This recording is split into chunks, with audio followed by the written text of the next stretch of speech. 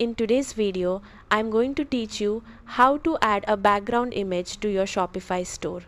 First, log in to your Shopify admin dashboard. Once you're on the home page, click on Content from the left side menu. Next, click on Files. Now click Upload Files and select the image you want to use as your background. After the image is uploaded, hover over it and copy the image link. Now go back to the left side menu and click on Online Store. Next, click on the three dots beside your active theme and select Edit Code. Inside the code editor, open the Assets folder.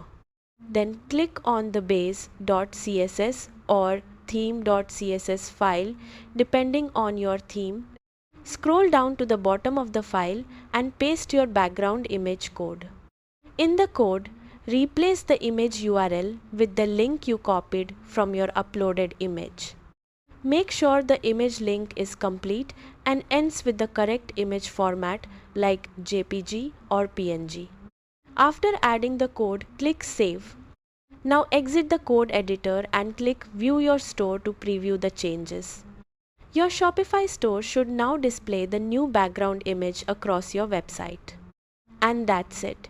You've successfully added a custom background image to your Shopify store, giving it a more unique and professional appearance.